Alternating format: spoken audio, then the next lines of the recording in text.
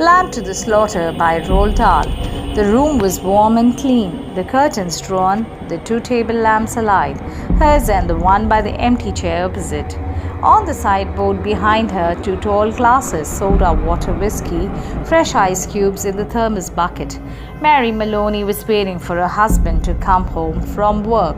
Now and again she would glance up at the clock, but without anxiety, merely to please herself with the thought that each minute gone by made it nearer the time when he would come. There was a slow, smiling air about her and about everything she did. The drop of the head as she bent over her sewing was curiously tranquil. Her skin, for this was her 6-month with child, had acquired a wonderful translucent quality. The mouth was soft and the eyes, with their new placid look, looked larger, darker than before. When the clock said 10 minutes to 5, she began to listen, and a few moments later, punctually as always, she heard the tires on the gravel outside and the car door slamming, the footsteps passing the window, the key turning into the lock. She laid aside her sewing, stood up and went forward to kiss him as he came in. "Hello, darling." "Hello," he answered. She took his coat and hung it in the closet. Then she walked over and made the drinks, a strongish one for him, a weak one for herself. And soon she was back again in her chair with the sewing, and he in the other, opposite, holding the tall glass with both his hands, rocking it so the ice cubes tinkled against the side. For her, this was always a blissful time of day. She knew he didn't want to speak much until the first drink was finished, and she, on her side, was content to sit quietly, enjoying his company after the long hours alone in the house. She loved to luxuriate in the presence of this man and to feel almost as a sunbather feels the sun, that warm male glow that came out of him to her when they were alone together. She loved him for the way he sat loosely in a chair, for the way he came in a door or moved slowly across the room with long strides.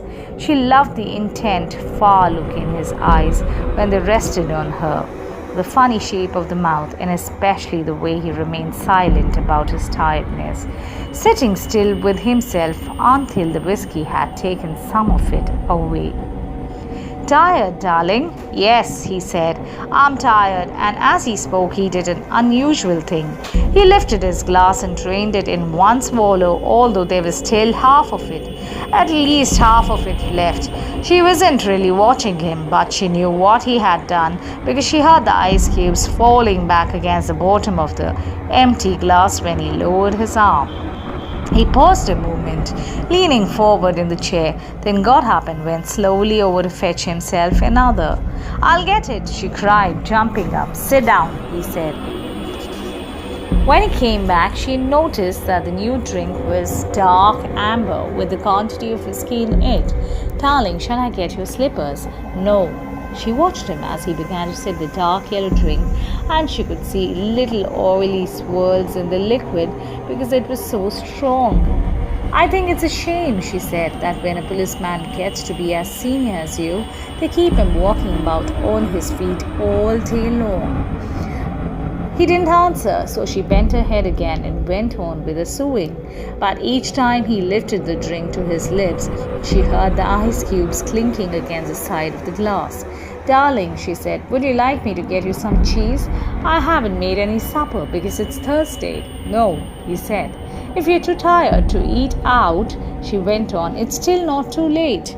There's plenty of meat and stuff in the freezer, and you can have it right here," and not even move out of the chair. Her eyes waited on him for an answer, a smile, a little nod, but he made no sign. "Anyway," she went on, "I'll get you some cheese and crackers first." "I don't want it," he said. She moved uneasily in her chair, the large eyes still watching his face. "But you must have supper. I can easily do it here. I'd like to do it. We can have lamb chops or pork. Anything you want. Everything's in the freezer." "Forget it," he said. "But darling, you must eat. I'll fix it anyway, and then you can have it or not, as you like." She stood up and placed her sewing on the table by the lamp. "Sit down," he said. "Just for a minute, sit down. It was until then that she began to get frightened. Go on, he said. Sit down. She lowered herself back slowly into the chair, watching him all the time with those large, bewildered eyes. He had finished the second drink and was staring down into the glass, frowning. Listen, he said, I've got something to tell you. What is it, darling? What's the matter? He had become absolutely motionless, and he kept his head down so that the light from the lamp beside him fell across the upper part of his face, leaving the chin and mouth in shadow. She noticed there was a little muscle moving near the corner of his left eye. This is going to be a bit of a shock to you, I'm afraid, he said, but I've thought about it a good deal and I've decided the only thing to do is tell you right away. I hope you won't blame me too much. And then he told her.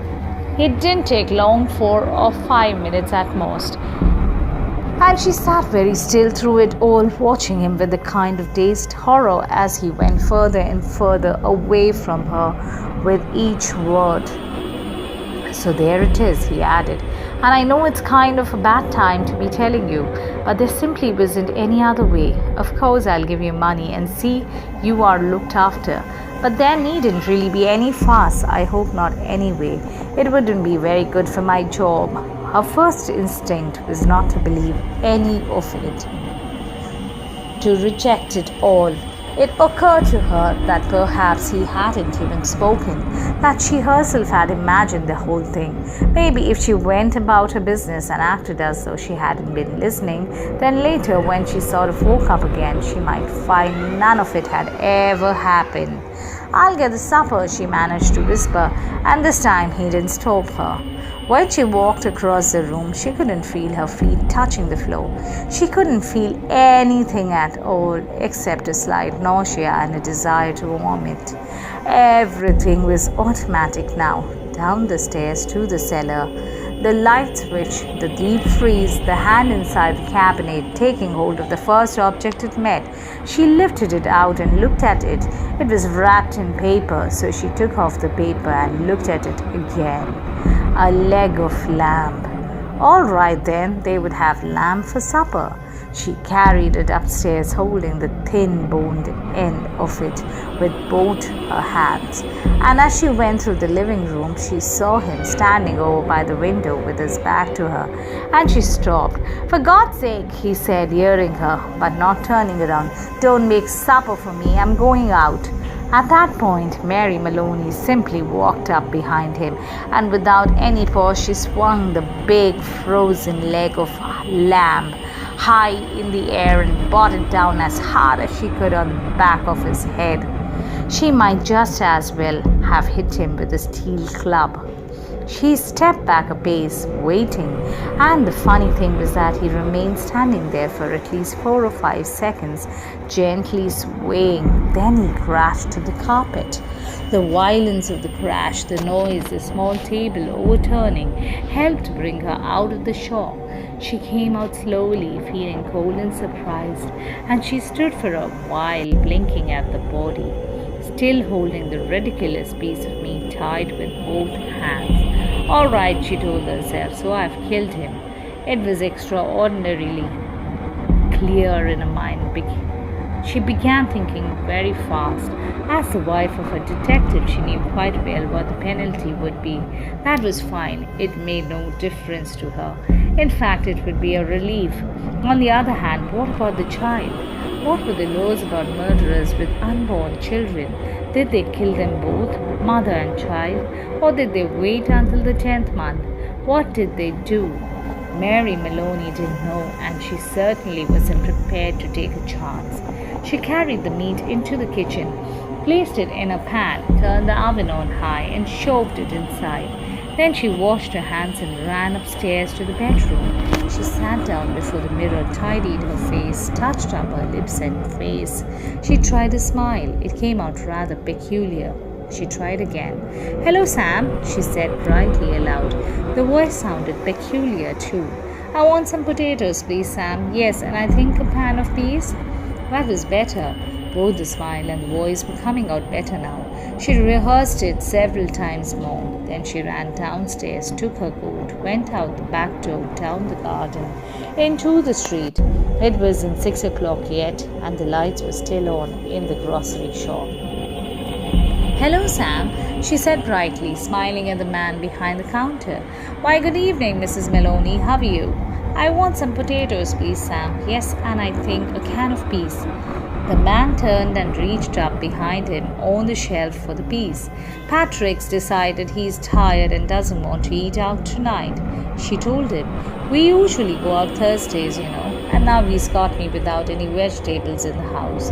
"Then how about meat, Mrs. Maloney?" "No, I've got meat, thanks. I got a nice leg of lamb from the freezer." "Oh, I don't much like cooking it frozen, Sam, but I'm taking a chance on it this time." "You think it will be all right?" "Personally," the grocer said, "I don't believe it makes any difference. You want these Idaho potatoes?" "Oh, yes, that will be fine. 2 of those." "Anything else?" The grocer cocked his head on one side, looking at her pleasantly. "How about afterwards? What you going to give him for afterwards?" "Well, what would you suggest, Sam?" The man glanced around his shop. "How about a nice big slice of cheesecake? I know he likes that."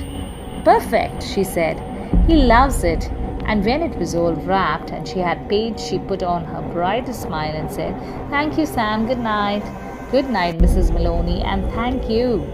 And now she told herself as she hurried back, all she was doing now, she was returning home to her husband, and he was waiting for a supper, and she must cook it good and make it as tasty as possible because the poor man was tired. And if when she entered the house she happened to find anything unusual or tragic or terrible, then naturally it would be a shock and she'd become frantic with grief and horror. Mind you, she wasn't expecting to find anything. She was just going home with the vegetables. Mrs. Patrick Maloney going home with the vegetables on Thursday evening to cook supper for her husband. That's the way she told herself. Do everything right and natural. Keep things absolutely natural, and there'll be no need for any acting at all. Therefore, when she entered the kitchen, by the back door, she was humming a little tune to herself and smiling. "Patrick," she called, "how are you, darling?" She put the parcel down on the table and went through into the living room. And when she saw him lying there on the floor with his legs doubled up and one arm twisted back underneath his body, it really was rather a shock. All the old love and longing for him welled up inside her, and she ran over to him, knelt down beside him, and began to cry her heart out. It was easy, no acting was necessary. A few minutes later, she got up and went to the phone. She knew the number of the police station, and when the man at the other end answered, she cried to him, "Quick, come quick, Patrick's dead." "Who's speaking?" "Mrs. Maloney, Mrs. Patrick Maloney." "You mean Patrick Maloney's dead?" "I think so," she sobbed. "He's lying on the floor and I think he's dead." "Be right over," the man said. The car came over quickly, and when she opened the front door, 2 policemen walked in. She knew them both. She knew nearly all the men at that precinct. And she fell right into Jack Dunan's arms, weeping hysterically. He put her gently into a chair, then went over to join the other one, who was called O'Malley, kneeling by the body. "Is he dead?" she cried. "I'm afraid he is. What happened?" Briefly, she told her story about going out to the grocer and coming back to find him on the floor. While she was talking, crying and talking, Nunan discovered a small patch of congealed blood on the dead man's head. He showed it to O'Malley, who got up at once and hurried to the phone. Soon, other men began to come into the house, first a doctor and then 2 detectives, one of whom she knew by name. Later, a police photographer arrived and took pictures, and a man who knew about fingerprints. There was a great deal of whispering and muttering beside the corpse, and the detectives kept asking her a lot of questions, but they always treated her kindly. She told her story again, this time right from the beginning, when Patrick had come in and she was sewing, and he was tired. So tired he hadn't wanted to go out for supper. She told how she had put the meat in the oven. It's there now cooking. and how she'd slipped out to the grocer for vegetables and come back to find him lying on the floor. "Which grocer?" one of the detectives asked. She told him, and he turned and whispered something to the other detective, who immediately went outside into the street. In 15 minutes, he was back with a page of notes, and there was more whispering. And through her sobbing, she heard a few of the whispered phrases. Acted quite normal, very cheerful, wanted to give him a good supper, peas, cheesecake, impossible that cheap. After a while, the photographer and the doctor departed, and the two other men came in and took the corpse away on a stretcher. Then the fingerprint man went away. The two detectives remained, and so did the two policemen. They were exceptionally nice to her, and Jack Noonan asked if she wouldn't rather go somewhere else, to her sister's house perhaps, or to his own wife, who would take care of her and put her up for the night. No, she said, she didn't feel she could move even a yard at the moment. Would they mind awfully if she stayed just where she was until she felt better? She didn't feel too good at the moment, she really didn't. Then hadn't she better lie down on the bed, Jack Noonan asked. No, she said. She'd like to stay right where she was, in this chair. A little later, perhaps when she felt better, she would move. So they left her there while they went about their business searching the house. Occasionally, one of the detectives asked her another question. Sometimes Jack Noonan spoke to her gently as he passed by. Her husband, he told her, had been killed by a blow on the back of the head, administered with a heavy, blunt instrument, almost certainly a large piece of metal. They were looking for the weapon. The murderer may have taken it with him. But on the other hand, he may have thrown it away or hidden it somewhere on the premises. It's an old story, he said. Get the weapon and you've got the man. Later, one of the detectives came up and sat beside her.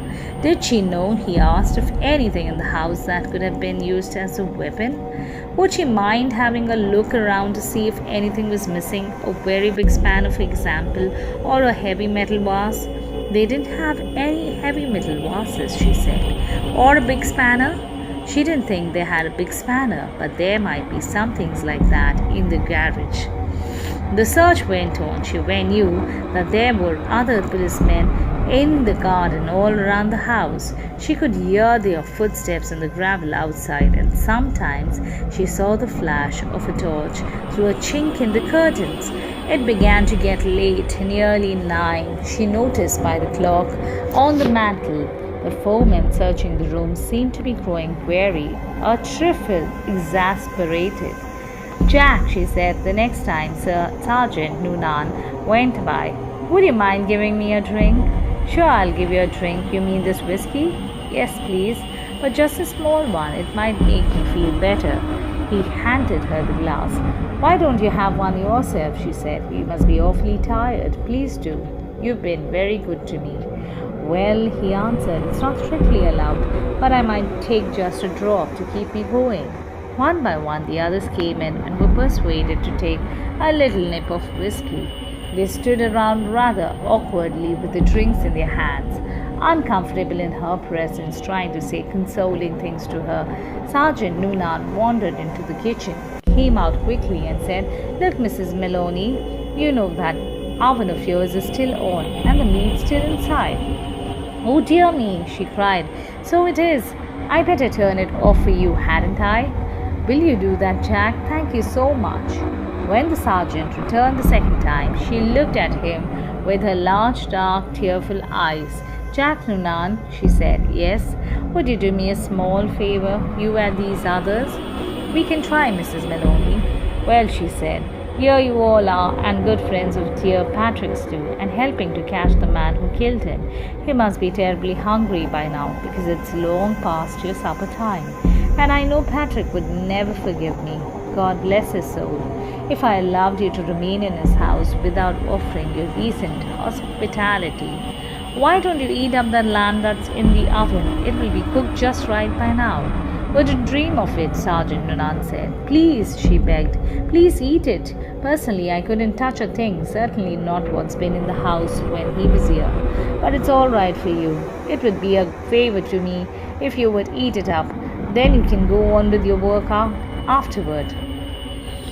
There was a good deal of hesitating among the four policemen, but they were clearly hungry, and in the end they were persuaded to go into the kitchen and help themselves. The woman stayed where she was listening to them through the open door, and she could hear them speaking among themselves, their voices thick and sloppy because their mouths were full of meat. "Have some more, Charlie." "No, better not finish it." "She wants us to finish it. She said so. Be doing her a favor." "Okay then, give me some more."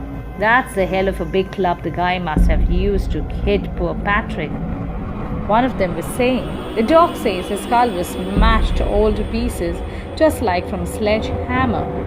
That's why it ought to be easy to find." "Exactly what I say.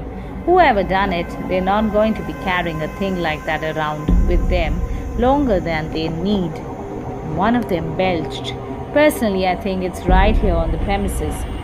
Probably right under our noses. What do you think, Jack?" And in the other room, Mary Maloney began to giggle.